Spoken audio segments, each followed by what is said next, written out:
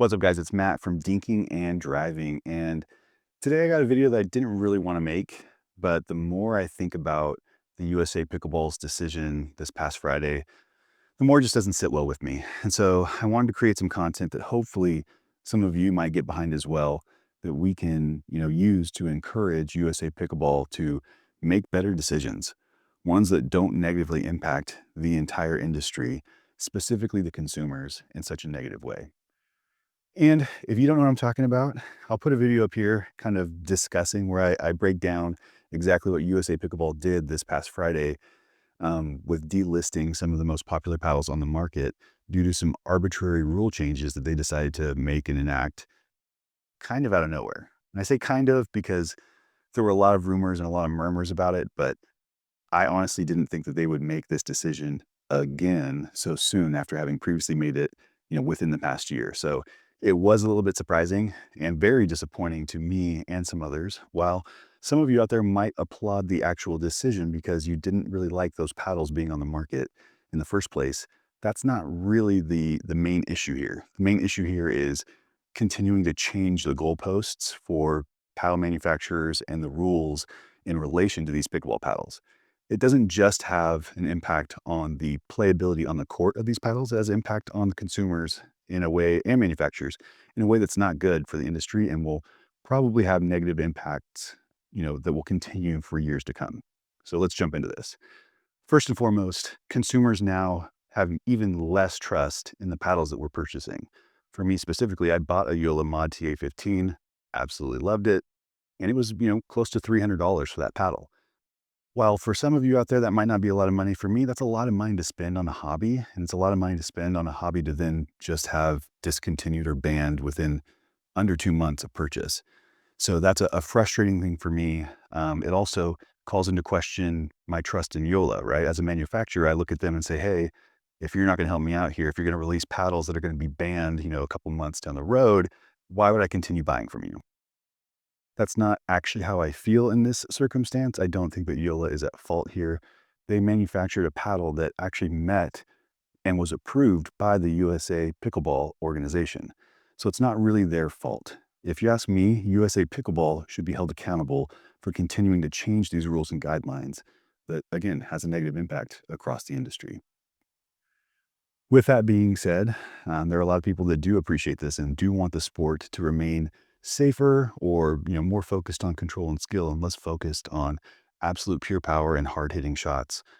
Maybe go play tennis if that's your thing. While I understand that concern, I think that that's a little bit off in relation to the evolution of the sport and where it's going to go. No matter what, there's going to be an increased level of athleticism as more and more people discover this sport. And with that is going to come a lot more hard hitters and more powerful players that will continue to step the game up in that direction, whether the paddles do that or not. The other big issue that I see here, that's probably one that might not be considered by a lot of people, is the impact on manufacturers and what do they do moving forward? How can they continue to push the limits of innovation and creativity if they don't know what USA Pickleball is going to do to that paddle? Like, I think that you could make the argument that the foam inserts and causing that trampoline effect was pretty blatantly called out in the rules previously. You could say that. However, if that was the case, USA Pickleball should have just said no from the get-go and not approved those paddles. So this type of thing can have an absolute negative impact on the innovation to the sport and innovation to paddle technology. A good example of this, would be if tennis never evolved away from wooden rackets. The game wouldn't be where it is today. But I can promise you the game of tennis is a lot more fun than it was to watch back in the 50s, 60s, or whenever they were using wooden paddles. Now that we have all this technology that allows the balls to be hit harder, the game to be played faster, all those things are improvements. And so I would love to see that continue here for the sport of pickleball as well. All of that being said, I'm not just making a video to complain. I do want to offer some potential options and solutions that can be used going forward, which I don't think that they will be taken seriously. I don't think that anyone at USA Pickleball is going to watch this video or respond. But again, I'm hoping to more so just draw dialogue from the community and hope that, anyone who's watching this might also provide some solutions of their own. So the first thing that comes to mind, in my opinion, is grandfathering in approved paddles. Things like the Joola Mod TA15. It was an approved paddle. I don't think it should get delisted. I think what USA Pickleball can say is, hey, this paddle is no longer going to meet our requirements, or our requirements are changing, but this paddle was approved. So we are going to grandfather it into the program. However, Yola, you have until this date to stop manufacturing it, right? And so that way, people who have purchased this paddle don't have to throw it away at any given time. They can use it until the paddle is broken or until the paddle doesn't work any longer. And it doesn't impact them negatively at all in that case. It still kind of impacts manufacturers because they will lose sales and they will continue to have to create new products, but that's name the game anyway. So I think that that's less impactful negatively to them and consumers. I think it's a no-brainer in this situation. I don't think that that's going to happen. I think that they are going to continue to delist or ban paddles, and I don't think they're going to consider keeping them, giving exceptions to ones they've approved previously, even though I think that makes the most sense. The second option, if you don't want to grandfather these paddles in, then maybe USA Pickleball should be the one offering refunds to the people that purchased them. Again, I don't think this is a solution that's going to play out. However, I don't think it's Yola's fault.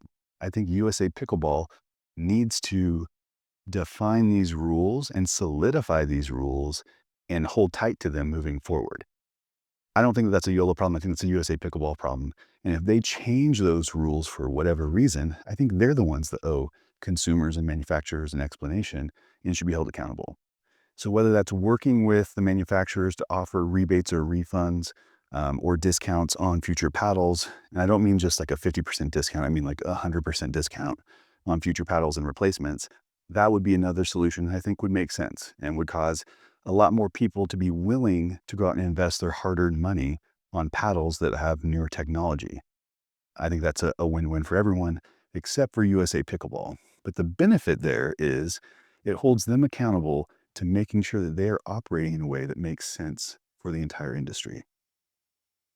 I would say that the third one, which this is less of a if or situation. Like I think that you could do either of those other options as well as do this, and that's have more transparency behind the testing process and why paddles are approved and denied.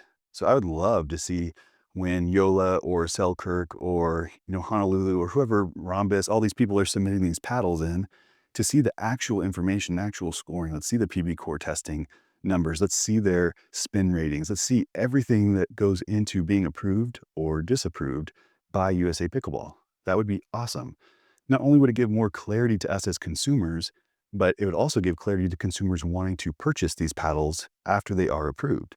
I'd love to be able to see the actual official spin ratings of a paddle, the actual, power and pop ratings. All of those things would be great for me and other consumers that want to make an educated decision on the paddles that we're purchasing.